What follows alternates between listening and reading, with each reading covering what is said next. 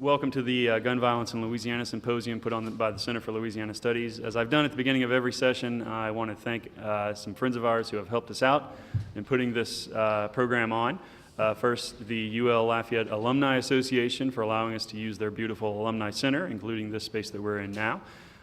Secondly, Acadiana Open Channel, or AOC Community Media, who is filming the proceedings and will be making those available on their open access channels as well as their website.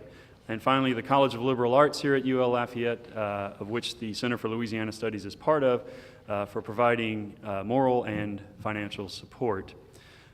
We are now at our penultimate session of today's program. It will focus on two things that are seemingly very divergent, and maybe indeed they are, but I think maybe they have some common ground as well. The historical and public health contexts of gun violence in the state of Louisiana. I'm very happy to introduce our moderator for this portion of the program, Dr. Pearson Cross, who is a professor of political science and also Associate Dean of the College of Liberal Arts. At this moment, I will hand it over to Pearson. Thank you, Michael. Well, welcome today, and I'm looking forward to having a great panel. We've had some changes. We initially were going to have Dr. Sam Hyde and Dr. Peter Scharf. Dr. Scharf was unable to make it today. He had a health emergency, so we have a very able replacement that I'm going to introduce you to in just a second. Starting off, Dr. Samuel Hyde is a professor of history, immediately to my left, your right. A professor of history at Southeastern University. He's the director of the Center for Southeast Louisiana Studies, and he holds the Leon Ford Endowed Chair in Regional History. He's written extensively. He's the author of Pistols and Politics, The Dilemma of Democracy in Louisiana's Florida Parishes, which won a 1998 American Association for State and Local History Award. He's a scriptwriter and a producer of numerous films. He has recently done the award-winning American Crisis, American Shame, The National Consequence of Coastal Erosion, which won the 2009 Gold Medal for Environmental Documentary. So he's been featured in numerous regional and national outlets, the Discovery Channel, the History Channel, World News Tonight, and the New York Times. And his CV is, of course, too extensive to go into in full detail, so I will not do that. Dr. Scharf's very able substitute today, and we're so happy to have her, and we want to thank her for coming on such short notice, is Ms. Sunita Singh, who is a master's in public health. She's getting her dissertation right now in international development from Tulane. Her dissertation is called Releasing into Conflict Zones Dynamic Spatial Drivers Associated with Re-engagement of Crime Among Offenders Released into Poor and Violent Areas. This research focuses on the transformation of areas of tolerable crime levels to extraordinarily violent crime and the increasing likelihood of recidivism of those released therein. She's originally from D.C., and she's going to follow the presentation by Dr. Hyde. So without further ado, Dr. Hyde. Good afternoon. And I'm a stand-upper. I'm a mover arounder. I was just talking with them. I've got 3 boys at home, so I'm a yeller and a mover, you know.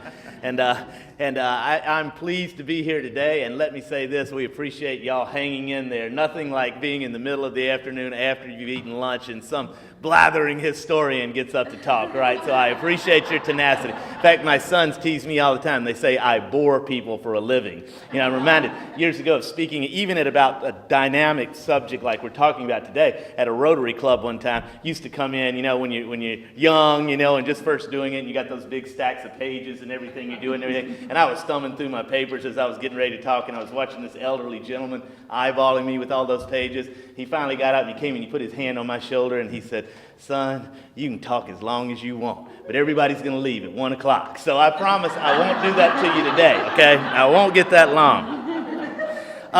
Years ago when my first book came out on this, Very serious subject and everything. I grew up in an area of Tangipahoa Parish and everything where I was sitting in barber shops hearing murder after murder, this feud after this feud and everything, and was started asking questions about it and couldn't get any real answers about it. And I said, there must be something written about this. And there wasn't. So I spent the next 11 years doing that. I went to Germany on a Fulbright and everything, and I was like, I was doing work at Tulane, working on an honors paper about it and everything, and it was just too close to me.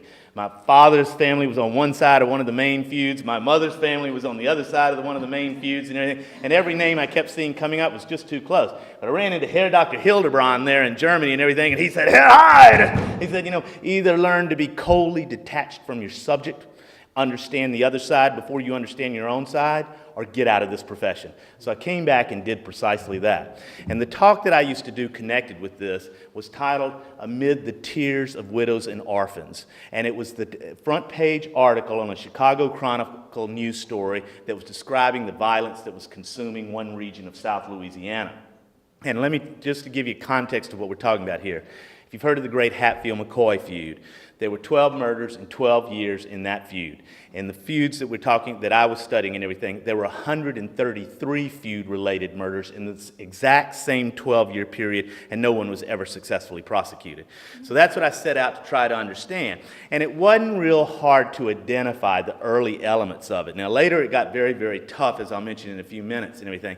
There were two areas of the state where the levels of violence were extraordinarily much higher. And going through the Louisiana legislative docs and looking at the Attorney General's reports and the reports submitted by the district attorneys, and that was the Florida parishes of Louisiana and the Sabine River region along that. And a lot of you are nodding, it doesn't surprise you a bit hearing those. And there's some very easy reasons for identifying that first off, and it was because of the territorial ambiguity that existed in both spots. You've heard that term, the enduring frontier. Well, it endured there way too long, even into the 20th century, I might add, because these rates of violence are simply extraordinary. They're just staggering. And what happened in each of these areas, like along the Sabine River area there, it was virtually a no man's land. There was really no governmental authority at all. Both sides kind of pulled back and made it a no-go zone. And as you can imagine, scores of desperados and others flocked into that area. In the Florida parishes, it was the same type of thing, territorial ambiguity. It's the only region of the United States that we have identified where every major European power that intruded into the North American wilderness had governmental authority at one point. You had the French, then you had the British, then you had the Spanish, then you had the West Florida rebels, then you had the Americans, etc., and one group after another came in. They all gave conflicting land claims and everything, and that wasn't a problem. As long as you could say with your neighbor, okay, my land ends here, and my neighbor Tom's begins on that little knoll right over there, right next to me, then suddenly in 1852 to 1854, when the railroad came through the area, they put the governor on a train to show him how fast he could get from New Orleans to the Mississippi. He got 9 miles outside of New Orleans, and the train hit a cow. So they had to take him back to New Orleans. 3 days later, he tried again. They got 12 miles outside of New Orleans, and the train hit a cow. So the governor got taken back to New Orleans again. He never got to Mississippi to see how well the railroad worked, but he went back to the state capitol, and what do you think he pushed that next legislative session? Fencing laws. And then suddenly, when you said, my French land grant says that my land ends here, he said, but wait, my British land grant says it goes all the way to the river. Wait, my new American land grant says mine comes to right here. It could have been a powder keg that blew off, and the violence may have started then, but for a series of common enemies. The coming of the Civil War, especially. The Yankees are insulting us, and then when federal troops were there, then during Reconstruction, these common enemies, it kept the lid on it. As soon as Reconstruction was over, and I mean immediately, in 1878, 1879, you started seeing skyrocketing levels of violence that have continued into the present day. It's simply remarkable. There were other things on top of that, though, too, that exacerbated it. Each of these areas in the West and in the Florida parishes had risings of peoples, organized lawlessness. For example, again, in the Florida parishes, they had the West Florida Revolt. The original Lone Star Republic. Yes, the Lone Star flag flew over that region of Louisiana first, where the local people rose in an armed insurrection and overthrew the existing government. Now, the Texans hate to hear that. And I was out in Austin a few years ago and everything, and there was an older fella sitting there, and he had an umbrella with a big heavy mallet on the end of that umbrella, and he was starting to shake and getting white stuff around the edge of his mouth, and he was like, God damn it! Are you trying to say the Lone Star flag flew somewhere before it did here? And I said, yes, and everything. And he said, well, and a few years after that, I got a call from the director of the Alamo, and he said, well, those are fighting words. And I said, well, you're calling bloody Tangipahoa, Louisiana. Come on down. You'll have a long line of people waiting for you. And never heard from him again. But then came the Civil War. We talk so much about Sherman's march in Georgia. We talk about Sheridan's destruction of the Shenandoah Valley. It didn't get much worse than it got right here in Louisiana. And when you watched your house burn, and this is the black and whites and everything, the federal troops, they got pretty rough. Those of you that have studied in this area, you know on those raids and everything what they were doing. There was a lot of anger. There was a lot of contempt for government. There was a lot of contempt for authority. And people started taking matters into their own hands. And the old adage, violence doesn't solve anything, was proved a lie in this area. Now, as I continued this research on, the book had come out and everything, and the 2000 FBI criminal stats were released. Now, the gentleman that was speaking earlier, his numbers are similar to mine and everything. They're a few years off, so they're very close, remarkably close, though. And when they came out, 6.2 per 100,000 deaths nationally by homicide, okay? For the South as a whole, it was 9.4. For South Louisiana, 17.8, okay? So double the Southwide average, triple the national average, okay? And I get a call from ABC World News Tonight. They found me through my research and everything, put me on the phone with a guy named Anderson Cooper. Some of you may have heard of him before and everything. And he says, we had no idea there were that many lynchings still going on down there. And I said, lynchings? I said, I've been living here virtually my whole life, and I've never heard of a lynching. He went, what is it?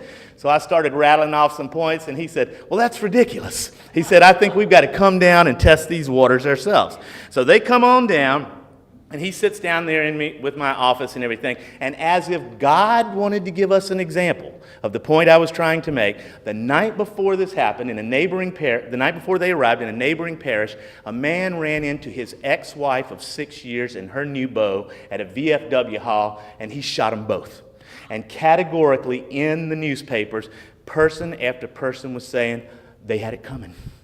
They came on his turf. That's where he hung out. Everybody knew that. Those were his friends, okay? And one elderly lady, an 84-year-old lady, at the end of the article, she said a quote that you may have heard as many times as I have, some folks just need a killing, okay? And that's the way she summed that up, okay? So Cooper's sitting there and talking about that, and I told him, he said, what is it? I said, well, a lot of it still has to do with concepts of honor. And he said, what do you mean? Explain that to me and everything. So we started talking about it and everything. We pulled out a file of people that had been shot in that immediate reason for insulting another man's wife. Then we gave him a slightly thinner file of people who had been shot for insulting another man's dog. Then we pulled out 4 big files and plopped them in front of him of people that had been shot for insulting the LSU Tigers. Now imagine that. And I'm a dyed-in-the-wool greenie, as I was saying a while ago and everything, but we know what that means, okay? You start bad-mouthing things like that and you are risking your life. Well, they didn't buy into it. He was like, this is not real. We are in the 21st century now and everything. That can't be happening. So they went around, they talked to the district attorney, they talked to the sheriff, they talked to 4 different ministers, etc. He comes back in, he says, y'all are all in on this together, right? This is some conspiracy talking about this. He said, I've got to talk to real people. So he set out with his camera crew and they walked across the southeastern campus. And he came back 3 hours later and he sat down in front of me and he looked different. And it wasn't just because he was a New York Yankee walking around South Louisiana in the August heat. I mean, there was a real transformation. And I said, well, and he goes, you couldn't make this stuff up. And I said, well, what did they say? He said, not 80%, not 90%. He said, but 100% of the men that we confronted with what had happened out in the neighboring parish the night before responded to our question, I would have done the exact same thing. And he sat there and looked at me for a minute. He said, we were going to take y'all out to dinner tonight, but I think we're going to catch an earlier flight. And he had just come back from covering the genocide in Rwanda not long before that. So what does that say about us? Well, in 2012, the FBI released some similar stats about gun homicides. And there again, South Louisiana led the field with 10.8 per 100,000 deaths, and second behind us was South Carolina. Now, such numbers command attention. They do. But they do something else, okay? They give us a bad name. No doubt, as the gentleman a minute ago was pointing out. But they do something else. They give cover to killers. Something new in my career has happened that I wasn't expecting, and it's been kind of hard for me because I have real torn emotions about it. A while back, a group of people came to me and they said, including 2 newspaper editors, and they said, you have to finish the story. Because I got to a spot and I stopped it, and the murders were just out of control and raging, and it was right at 1900 is where I stopped it and everything, and you got to answer what happens in this. And I didn't want to tell him. Well, part of the reason I stopped it is because my major professor said I quit reading at page 450, and I was already on page 511, and he also told me if I did not graduate that semester, he would throw me out his 3rd story office window, okay? And he's a big man, too. And so there were other reasons for stopping it, but it was a bigger reason was I couldn't answer that part, and now that's changed a lot. But this newer research has brought something new into my life, and that is being called upon to serve as an expert witness in capital death penalty appeals cases, and it's gotten chronic now. And I'll just give you a couple of examples. In fact, just literally at the end of last week, I got yet another appeal in a North Carolina case. And I'll just give you one example, and it's a Santa Barbara, California case. The man murdered his way across the Southwest. He left South Louisiana, murdered his way across. He got to California, and there he murdered the elderly lady who tried to take him in and let him be her gardener and everything. But the case that he's on death row for was the night that he killed his common law wife, and according to some stories, hacked her into pieces, fed parts of her to a dog and everything. If you ever saw a case where you thought the death penalty was relevant, this would be very close to it, even if you're a staunch opponent of it. But looking at this case and everything, the night that he killed her, she flirted with his best friend.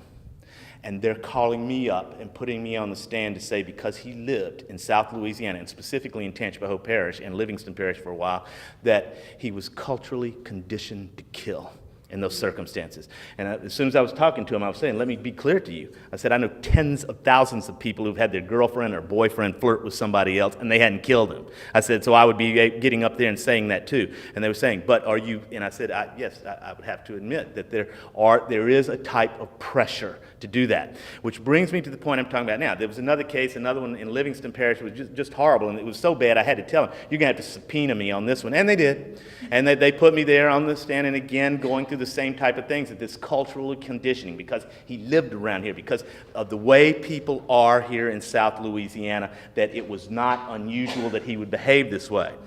Well, so what's it all about? Let me get kind of cut to the chase here, because I don't want to get too long, and I'll wrap this up with this. Why is this happening? Well, one of the reasons is obvious. Drugs, right? Okay? Yeah, we all know that's everywhere, right? But that's a newer problem. What about alcohol? Alcohol is a big part of it. Any of you hear of the shootings in Baton Rouge just a couple of weeks ago, where the 3 brothers were murdered by one of their closest friends, and then he put the gun in his mouth? 4 men dead there, 1 handgun involved in it and everything, and they were all friends. And what was it about? They were singing karaoke and watching an LSU football game together. And it's not clear whether someone thought one of them sang out of tune or whether something was said about the football game wrong, but it ends up in 4 people being killed by guns. How is this happening? Alcohol likely fuel that. But that's an old issue. There's more to it than that. It is this notion of honor. It never came home to me harder than, again, when I was in Germany at one point. And I'm standing there, and I had made a friend who lived outside Atlanta and everything. We had met these 2 girls from California who were traveling. And as we were simply walking through train station there in Cologne, Germany and everything, some tough German punks and everything started saying some insulting things to the girls. And we bowed up, and we got into it, and we were going to get our asses whipped by these big punks, and the girls were worried about that and everything, but still, it was like we couldn't let that happen. I couldn't have kept looking at it, especially one of them had come out, and he really grabbed her hard and everything, and I just wasn't the type person back then that could move past that easy and everything. And once we got through, they were mad at us. Livid. Believe me, it ruined the night. We were both hot as hell, and then it was all over after that because they were mad. And these were California girls, and they were like, what do you think you're doing? And I was like, well, we weren't going to let them grab you and molest you and talk to you that way and everything. She was going, are you out of your mind? Nobody acts like that. And I said, well, what would the boys in California have said? They'd have gone, hey, man, I'm not looking for a fight.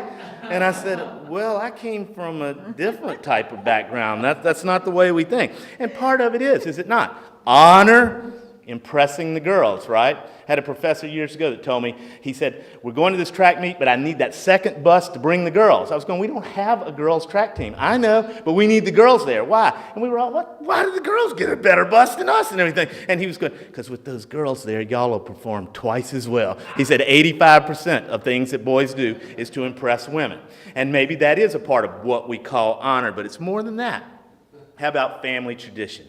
How many of you have grown up with the notions or said it yourself? Nobody messed with grandpa. And when you said it, you felt a tinge of pride at it.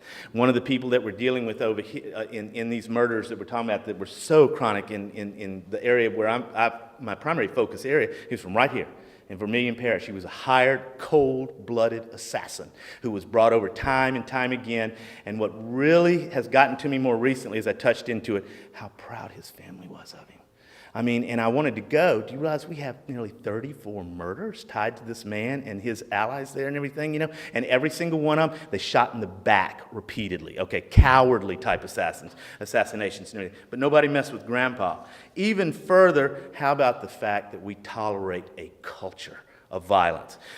I had a Livingston Parish attorney one time, and she was wringing her hands, and she'd call me. She was going, is there anything you've got in your center there that can help us? And she said, because we're stymied case after case after case. And this one, I know the same thing's going to happen. And I said, what is it that's going to happen? She said, they're going to use the he had it coming defense. And she said, they're going to get up and go, this jerk did this, he did that, he did this, he mistreated this group, he thought this way, whatever. And we're going to get they're going to get 2 or 3 people on that jury to go, yep. He had it coming. Whether he's guilty or not, you know, no matter what. Okay, this guy had it coming. And how about that line again? Some folks need a killing. Every one of you sit there and think for a minute. Is there somebody, somewhere you can think of that the world would be a better place if somebody took them out? Okay? And here in South Louisiana, most people, and I get my classes all the time, check this box, yes or no. Do not put your name on it, but turn it in and everything. And what do you think it comes back? It's usually 85 to 90% are saying, absolutely. There's somebody, and some of them even write the name down. And everything. Some of them go, you, if I get another C in your class, right? Okay. But what does it say about us then? Okay, all these types of things. And I'll close with this. What does it say about it? It says that nationally and internationally in many ways, we are perceived as a very violent place. Okay, it's simply true, okay? I'll just give you one tiny example of this. A friend who's in Australia is bringing a group to tour the Gulf South and everything. They're going to hit Disney World and everything else. And they're coming to New Orleans, all right, and everything. But he's making sure that they're in New Orleans between 10 a.m. and 3 p.m. And then they're getting out. He said, and I said, but gosh, I said, the clubs aren't even open about then. What about all the music and everything? He said, they know about New Orleans. He said, and they want to get out alive, okay? And it's as simple as that. Now, Mitch Landrieu's focused on monuments and everything.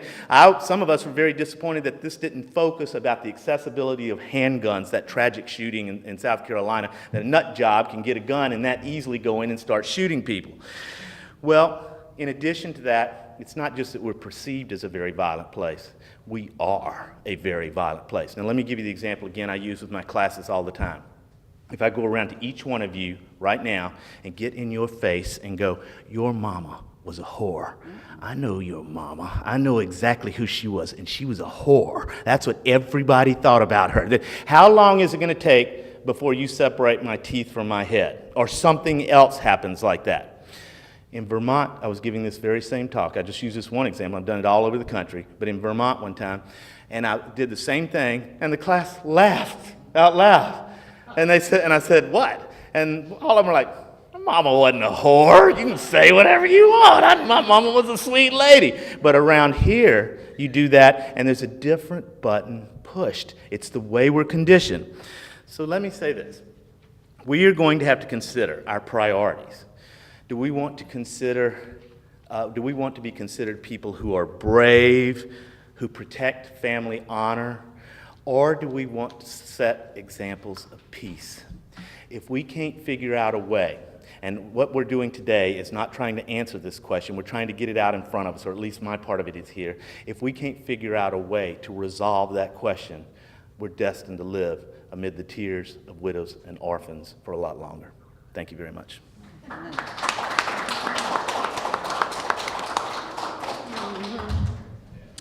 Thank you, Dr. Hyde. Ms. Singh? You put me between a master storyteller and Lieutenant General Andre. Wow. And I'm really just a big nerd. So don't know how this is gonna go, y'all. Okay, well, in the stead of my mentor, Dr. Peter Scharf, who I have the utmost respect for, and I've co-taught with Dr. Scharf a number of times, and he's very Socratic. So I'm going to start with some questions really from the last presentation, inspired. How much does it cost to get a gun off the street, the community gun? No, you don't need to buy one. How much does it cost to access the gun that you use in your neighborhood to commit a crime? Maybe $50. So how much does it cost to get somebody wiped out? If you have an enemy and you don't want to kill them yourself, you just want to pay for it, how much does that cost?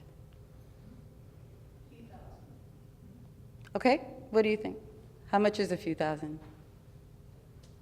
I'm only on all the recent case I heard of, and I think it was maybe 3,000. 3,000 is low ball, so shame on that executioner, but so 5,000, 10,000 tops is what it costs to get someone killed. After murders from the narco economy, what's the next biggest reason someone gets killed in the streets? This young man just gave it to us. Beef.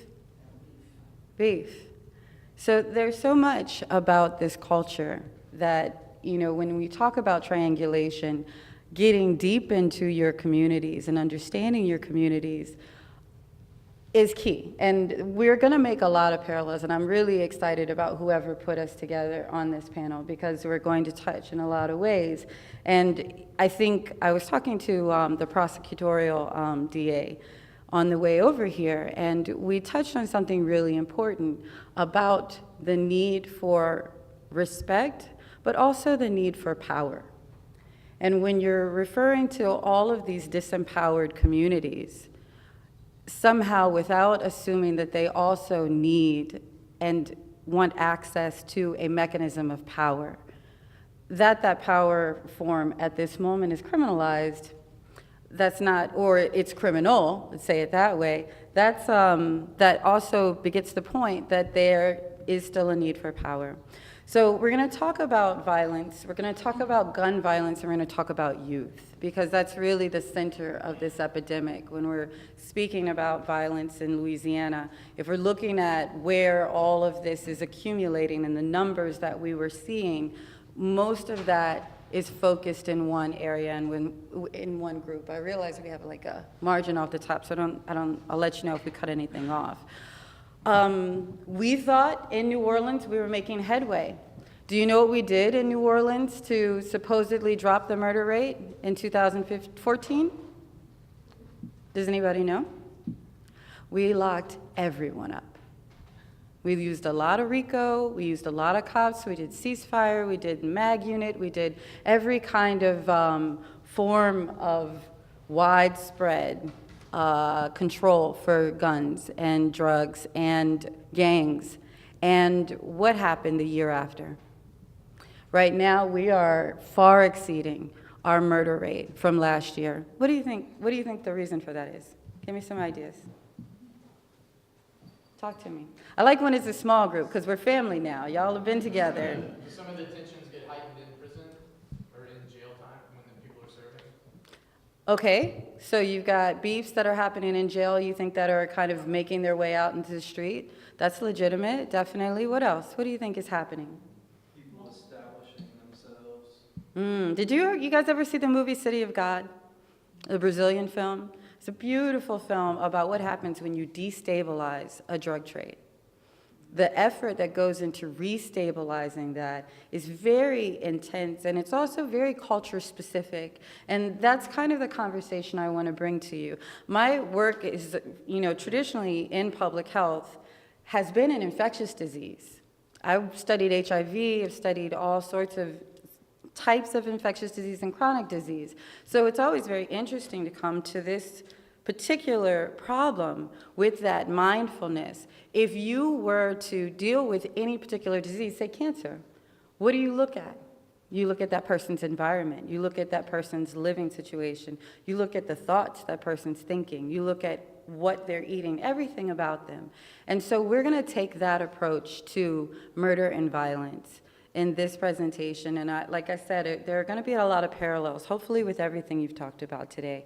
We cannot leave out of this conversation disparity. There's no way that we're going to talk about murder in a Black community predominantly without couching it in disparity, and that also being economic disparity.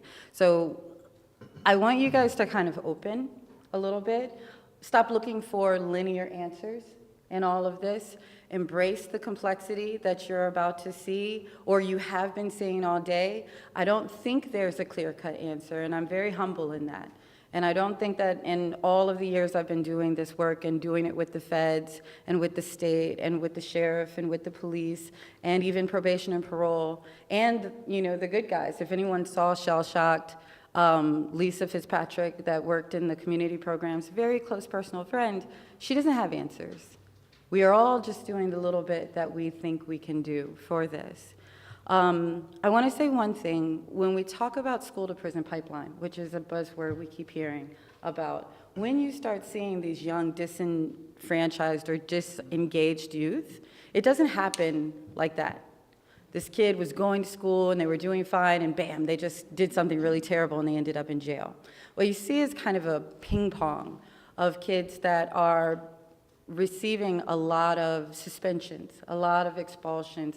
All of a sudden, you see them out in the street. Some kids I went to visit in the detention center told me a number of schools they were even scared to attend because of the violence that they would incur. These were kids that had shot people, that had robbed people with guns, were scared to go to specific schools. So I want to paint the picture that it's wide, and there's a lot of desolation in some of these situations. So actually these numbers, I don't know how visible they are, these numbers do come from some of those youth. Talk to me about what you see, the predominance of charges from those youth. What are you seeing? What's a pattern in the charges from this youth study center? Now this is the center where the kids are actually adjudicated up into full-time prison or released back to their families. You're seeing a lot of violence, right? What does that mean? What's going on? These guys are 12 years old. Why is violence the way they're responding to a situation? Drugs is part of this, but it's certainly not the dominant piece of this. Why is this part of the language? Weapons, right? So what we've seen doesn't work. Our policing strategies, and I'm not going to ever say anything negative about our police in this context. They are doing the best they can with the resources, the very limited resources they have. They have a long way to go in terms of being trained in cultural competency. They have a long way to go in understanding, again, disparity in the cultures that come from disparity. We have an increasing prison population. What happens when these guys come out? Tell me. What happens when a felon is released? Come on, we're family now. Oh, excellent point. They know more than what they did when they went in. So there's certain types of learning that takes place in prison. What else? How are they when they get out? They're unemployed, often, and unemployable, often traumatized. So there are other things that are happening for this population that we'd like to put them in a box, but there's no real box for what we're seeing. We also see in prison, out of prison, a lot of non-evidence-based programming that's happening. So where there is some funding, if that funding is misused, then you may not actually see any change, any appreciable change in that population. Also, there's something that happens they call it contagion theory. When ex-offenders come into a neighborhood and they're actually impacting that neighborhood with the culture that they picked up in the prison as a survival mechanism. And this is really important when you start seeing a neighborhood take a transition, and that's really essentially what my research is about, is some of these critical trigger points that push a neighborhood over the edge into a place where you would consider it even potentially a conflict zone. So very, very similar to that historical context of Tangipahoa Parish. Did I say it right? Okay. Drug use, very important in this conversation. Drug sales. How many people get high off of their supply? Not in the room, I'm not asking that question. But it's very rare that people who are high in drug sales really are your heavily dependent people. There are those people who, there's a name for it, when you deal just enough so you can use. But there's the spectrum, and we should keep that. And again, as we really talk about how to keep people out of these situations, employment, development, education, where are we getting our greatest losses in our budgets? Okay, so the pump, Jon Snow's pump. What is our pump for crime and violent crime? If we're taking this from an epidemiological or a infectious disease model, where are we finding this epidemic kind of stemming from? And again, I can't say that it's just a very clear-cut situation. I have some ideas, and I'd like to explore those with you, and I'd really like to get your feedback. I'd like you to talk to me. There's the way Dr. Scharf and I teach, we don't have this kind of border. There's no, I have knowledge and you don't. Or, you know, you're not sharing with me. The only way we're going to work out of this situation is if we talk. And if we have a very honest conversation about how we feel about crime, how we feel about people who commit crime, how we feel about being a victim, et cetera. Now, if we were looking at the systems that promulgate crime and say, start with poverty. So what systems start poverty? What do you think? Talk to me. Where does poverty come from? Lack of education, so you're not able to access the workforce higher up. Where else? Generational, excellent. So you have your parents, you never saw your parents working at a higher job, so on and so forth. Where else? Resources that you're able to access, and even the education to know which resources you can get to. Anything? So these are the ways that a public health person would think about the context that you're coming to. In that case, does that make you a little more reflexive about the people that you're considering as that criminal, or those people over there that have that kind of behavior? You've got to recognize there's a big movement on place matters. And if you were to even look up your own zip code, and what is the life expectancy in your zip code versus the one right next to you, sometimes the disparity is 20 years. And how would you feel if you're in the minus 20 zone? Exactly. Now, there's a new conversation that I'm very excited about regarding neurobiological changes and epigenetic changes in the context of violence and crime. And we find that in areas that have been hit with a lot of disaster. And that's what I was saying to Lieutenant General Honore, that the last time I heard him spoke, he was speaking about resilience and disaster. But where's the psychosocial piece of that conversation, right? If any of you were in Katrina and were affected by Katrina, we found that Katrina really started it triggered a lot of mental health illness that was already under the surface. Imagine if your Katrina was an everyday. Every day you were seeing people die. Every day your means of making your livelihood is at stake. So we're imagining then that cortisol levels in children that are dealing with this are high and those changes are constantly taking place. And again, I'm going to reemphasize this point that we should think of this as a system and not as one thing that needs to be solved and somehow that's going to fix all the other pieces. So I just want to reformat the way that you address or thinking about this situation. Now, in public health, we have a couple of frameworks that I'm really excited about. Social ecology, again, place matters, but who are you and what interacts with your place? So you're an individual and you have the people around you that you interact with. That mesosphere is what they call it. It's essentially, I go to church, I go to the grocery store, I go to my bar, I go to these places. These are the people I know. These people directly affect my vision on how I see the world. Now, if the places around you have a specific culture, you are more than likely to share that culture, correct? Okay.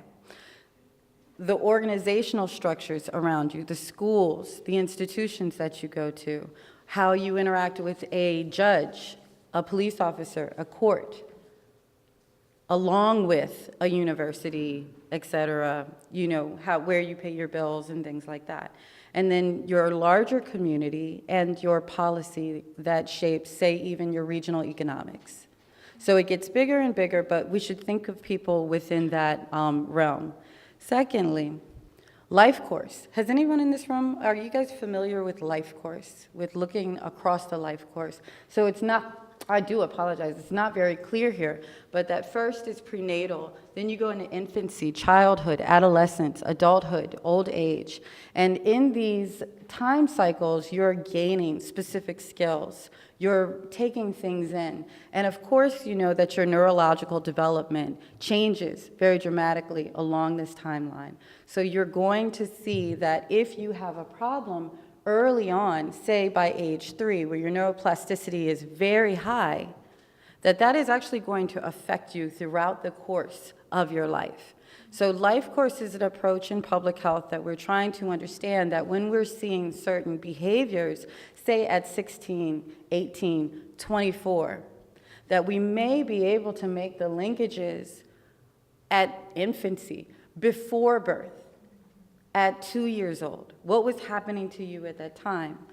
And finally, concentrated disadvantage is one piece of a larger puzzle. I always combine it with social disorganization and saying that you're not just talking about poor people, you're not just talking about an area where people's income is relatively low, but you're talking about low income on top of residential instability, on top of lack of mobility, on top of so on and so forth. So there's a long list that with the statistical, strength of the techniques that were used, have been able to link with crime and with violence. But my point, my specific research is saying that that's mediated with a number of social processes that are very important and that we should look at. So let's just get into socio-ecological perspectives. And you are in charge of my time. Give me just an idea how much longer I should go. We have about 17 minutes total. Okay, all right. And I definitely want to hear your guys' questions. I really learned from them. This idea that, he told me to talk in the mic, but, okay, all right, okay. I felt fettered, I'm sorry. I'm a walker. I'm not a blatherer, but I'm a walker. Right. So the idea then would be that, okay, here's, say that's auto theft, right? So anybody worth any theft, what do you call it? Thief worth their ilk would not go to their poorest neighborhood to steal a car, right? Would go to where the nice cars are. So you can imagine that some crime is disseminated. But then you look at these peaks of crime, and what do you want to say? What's the first question that comes to mind? What is happening here? What's going on right around these areas? What's different about that neighborhood than the neighborhood right next to it? And historically, if you know New Orleans, you know that New Orleans is extremely latticed in terms of its crime, in terms of its inequity, in terms of how one neighborhood is gorgeous and there's $2 million homes for at least 3 blocks, and then the next neighborhood is shotguns, and probably, you know, that there's extraordinary poverty happening 2 blocks over from the wealth. So you have extraordinary, you have concentrated abundance directly next to concentrated disadvantage. What does that do?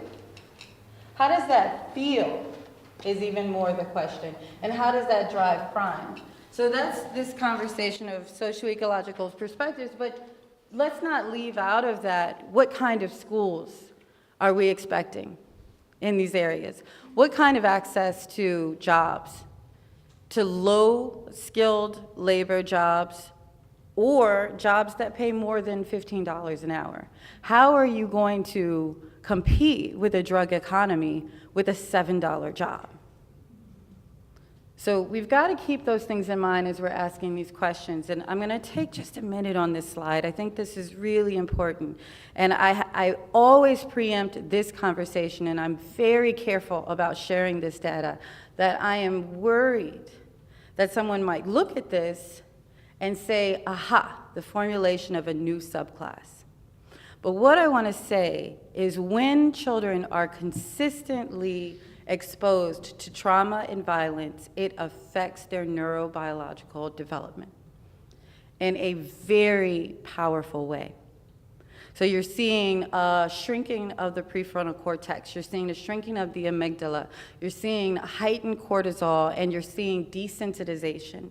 You're seeing a number of neurochemicals that are happening at the levels that they should not be happening. That dysregulates heart function. And if any of you are familiar with the ACEs program, with the ACEs study, they're showing that long-term chronic disease is directly related with early exposure to traumatic events. So this is really important when we start bringing together how are we going to unravel this problem. Clearly, arresting our way out of it is not. It's not even on the table. If we were taking a public health approach, what would we do to decrease trauma in children? If we're able to see that victimization creates victimizers, and we're able to see that just this 2 of these traumatic events actually upregulates your risk for cancer or diabetes, then you know that there's something that has to be done. Now, we talk a little bit about the social impacts. I think it's really important to think about if you've ever worked with kids and if you've worked with at-risk kids. My mother was a school teacher. She quit. She had kids coming to school with 9mm guns and knives, and this was way back when. And the idea that the kid felt the need, instead of having just fun, to bring a gun to school, lets you know that that child's also had a traumatic experience just by the bringing of the gun. So I just want to make that thinking very, very circular. You're not just thinking about an enemy. That's a danger. You need to understand where that child's coming from. We need to talk about emotional dysregulation, and we need to say that when these youth are making these decisions to do things that we are appalled by, without excusing the behavior, we've got to contextualize where that behavior is coming from. And finally, let's just have a quick conversation about the social processes that come from intense poverty and social disorganization. So I think of the drug trade as a livelihood strategy in an area where there's no formal, how do we say this? No decriminalized informal economy. How long ago could you just go on the side of the road and sell chickens? How long ago was that? How long ago could you just sell your mustard greens on the side of the road? Or you could go to a market and sell potatoes. It wasn't that long, right? It's not long enough to completely lose connection with an informal economy. I work a lot in Africa. There would be nothing without an informal economy. That's how they work. That's how we operate. That's how we used to operate, particularly in New Orleans, particularly in Louisiana. So this idea that somehow everyone was supposed to shift to a formal economy like that, I find that a little jarring. So drug trade, if you were to be able to look at this with non-criminalized eyes, you would see brilliant businessmen making an extraordinary disseminated effort and making a decent return as well. If you were to ask in these rougher neighborhoods how people are supplementing their income, what would they tell you? And why then are we so angry? Why are we so easy to say this is a bad person, this is a terrible person for doing this thing? All right, the other part of this, and we talked about this, and I'm really excited about your research, is social processes. So Sutherland has a theory, he's a criminologist, he has a theory not on social disorganization, but social reorganization. That a neighborhood that's experiencing high crime simply reorganized with more criminal values that were stronger. These are easily neighborhoods that none of that behavior could or was ever allowed. And you guys grew up, and I'm pretty sure some of you grew up where someone on your neighborhood saw you misbehaving and will whoop your ass, pardon my English. And then they tell your mom, and your mom would do what? Thank you, right. It's the neighborhood I grew up on. We call that social control. But if when the social reorganization process actually downregulates social control such that different things are now allowed. So I see a drug deal. Under normal circumstances, I would say, that's not plausible and that can't happen here. And then you go talk to that person's parent or you talk directly to them and you say that is not allowed. But now, where there's fear, where there's guns, where there's more violence, are you willing to really go to that drug dealer and say, I don't tolerate that here? Immediately now you've recognized that a social process has been turned around. And as that unravels, you'll find that there are neighborhoods, going back to our map, where you can find the social control now is more dominated by those criminal thoughts, those criminal values. So that's closer to this idea of spatial triggers and getting more into this idea of without the cops to help, people help themselves. And if you don't trust the cops, which very few people do in those neighborhoods, you're not going to ask them to help you. Would your guy, when the man flirted with the woman, call the cop and be like, she flirted with him? And the cop was like, oh, we got to take them in. They need a spank. What they need, they don't need a killing. That was too much for my brain, yeah. All right. So finally, what do we do? What do we do with this? So let me just get from behind there. So from a public health standpoint, we're all about big programs, right? I'm gonna do a program where I do a thing. And I don't know that. And I think the cops also, the police also don't feel like this is something that can happen from outside. The feeling is it's something that has to happen from inside. But what does that take? And how do we mediate that process? How can we assist that process with our technical capacity? Everyone in this room has something that they could bring to a community to build something they call social or efficacy. Anybody familiar with that term? That as a group, you are able to enact your values. You're able to say, this is it, this is what we'll tolerate, this is as a community, this is our values. And so I think this idea of bottom up, obviously important, grassroots, but how do you mechanize that? How do you operationalize that into something usable by the community? If all of you work in this field or anywhere close to this field, have you ever noticed that you're like, oh, I listened to you and I came up with this great idea here, and they're like, yeah, no. It's this idea that, did you find out what were social control mechanisms? Did you find out what was acceptable? Did you find out what would be incrementally able to grow over time? And then can you support it? Can you be able, did I put that down there? I had something there about failing fast. Can you fail fast? Do you have the humility to do that? And allow yourself to make mistakes as you move across. And then of course, if we want to get any money for it, we have to show that there's a cost benefit to all of this. And finally, I'll let it go with this. Be willing to engage a complex system. This is not going to be easy to touch. It's not going to be easy to make a dent in. And if you find that you are not able to speak the language of the people you want to help, maybe you shouldn't be helping them. Okay, you can read all that. Thank you.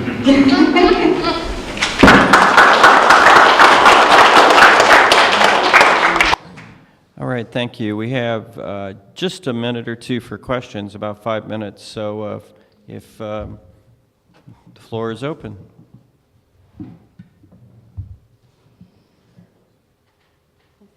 Yes, sir. We talk about community policing.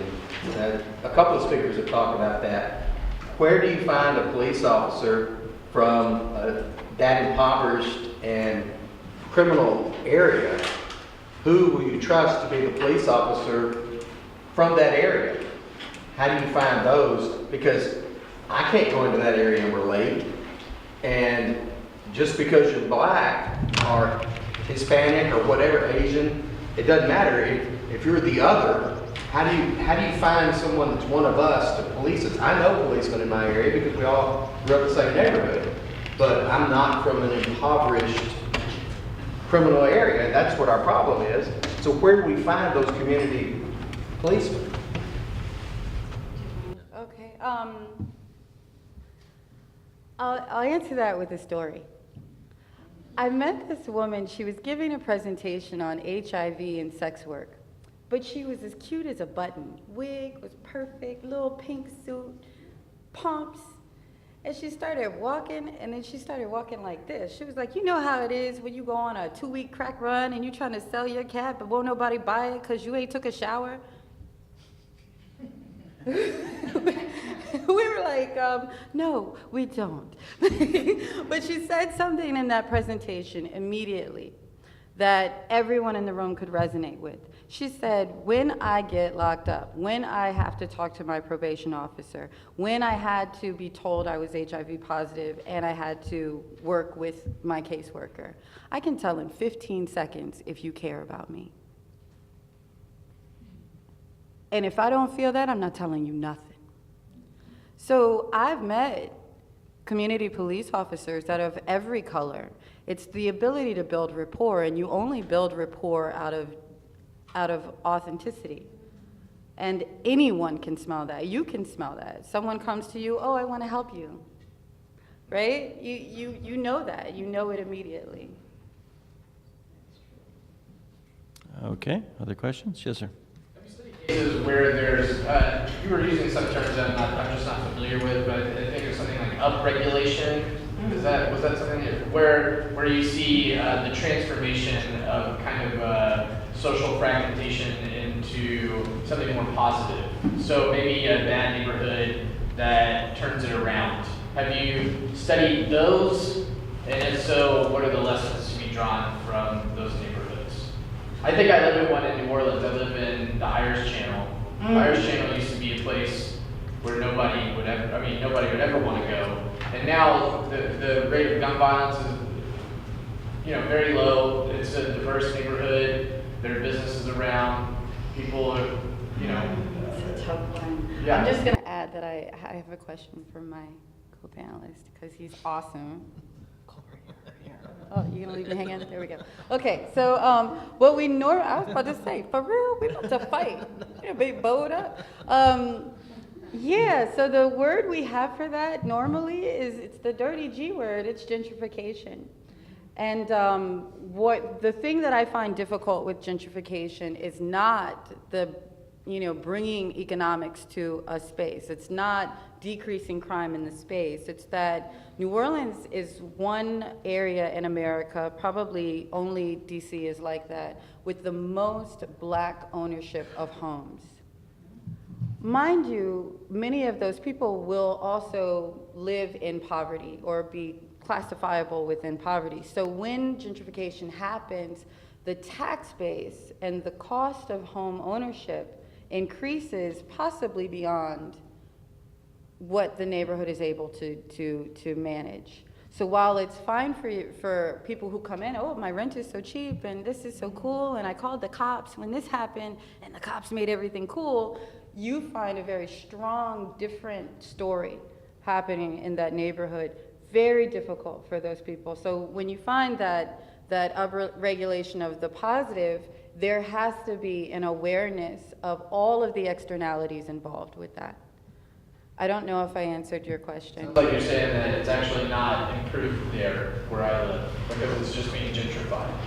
Yeah. So the violence itself may improve, but it also may be that the people who would have committed the violence can't even afford to live there anymore.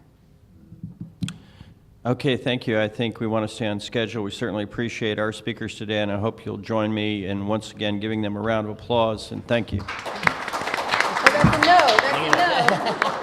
That's a no. And we'd like to remind you that Lieutenant General Russell Ulrey is going to be doing our keynote address at 3:30, so be sure to catch that.